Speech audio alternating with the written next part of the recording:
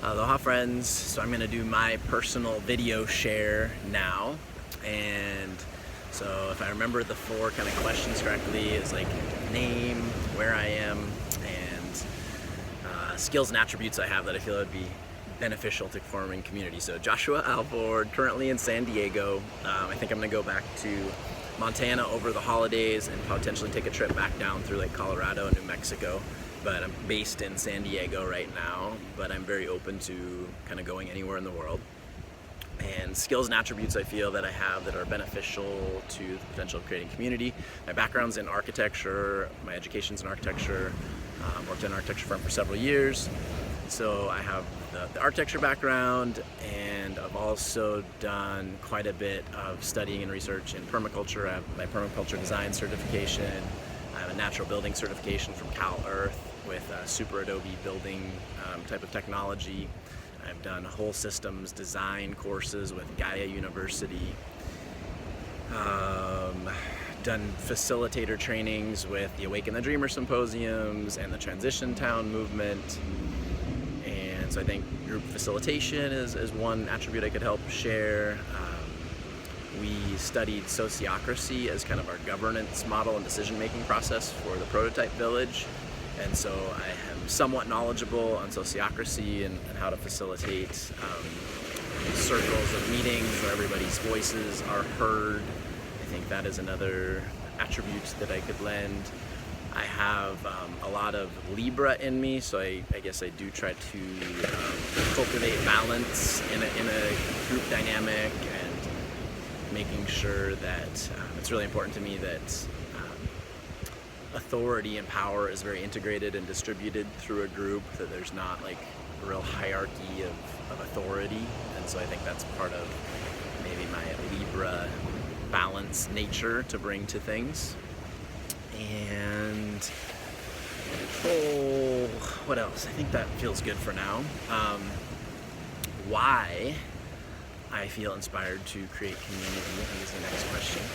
And I think when I see a lot of the world around me, especially in the United States, I see just a society really is living so much in attachment to material things, a lot of overconsumption, a lot of creation of waste,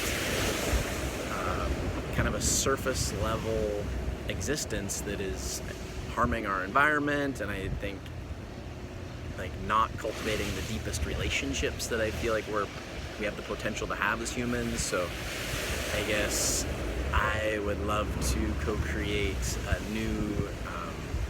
new way of being where there is so much more depth and interconnection and interbeing with one another as humans in our relationships, our friendships, and then also just living with so much more reverence and like honoring the earth as sacred, and making sure that we're not destroying this beautiful environment and planet. And I also most likely see myself at some point in time having kids and a family, and I don't necessarily see or want to like bring children into the world until I feel like there's an environment and a community that feels really supportive with shared values for raising children in a more connected way to nature. And I see so many kids these days, like, with their phones, just like eyes stuck to a phone, and even like look a person in the eye. And so I really want to be part of a community of like people and parents that have like shared values around like, let's have amazing like nature-based activities where the kids are in the garden or playing, building forts, and connecting with one another and nature rather than screens and technology.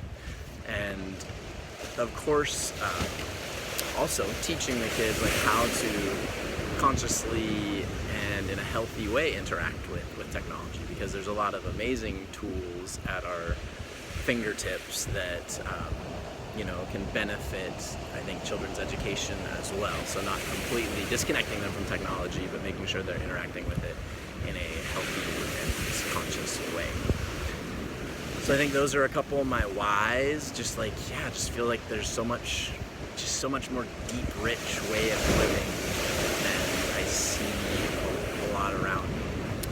And let's see, what is the next one? What's kind of my vision of community?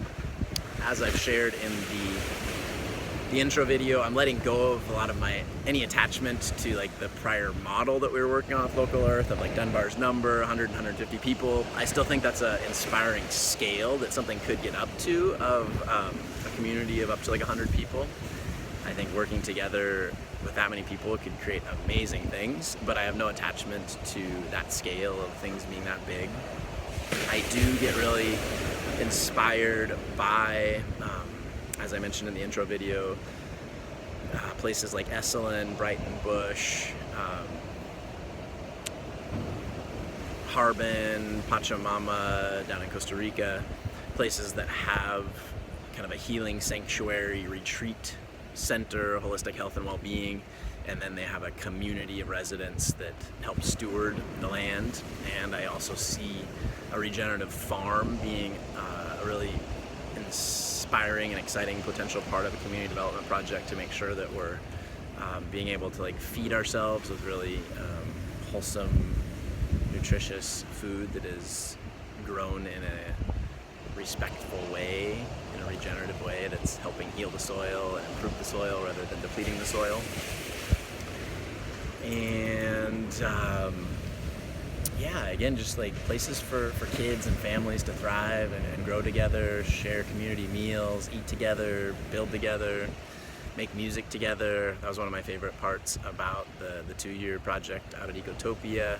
We had so many nights sitting around the fire, playing music, and what was interesting was like we didn't intentionally like create the community project with like music or art as a part of a core part of it, but everybody that was part of it was like such a creative, talented being that like we would have such amazing jam sessions around the fire. So I see music and art being a big part of it, and creative expression, personal expression, and yeah, just having a lot of play and fun with life. I see that being a big part of it.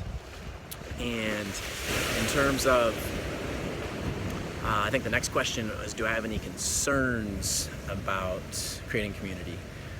And the only thing that I would say as a concern is, to me, simultaneously almost a beautiful thing at the same time, is the interpersonal dynamics of how different personalities and people work together. And you know, anytime you're working with a group of people, there's the potential for conflict and challenges to arise. And let's just be honest, like those will arise in any form of life. And I think when you're getting into things like eco-villages or intentional communities, that mirror is even a little bit like held a little bit closer to you for reflections from other people in the community.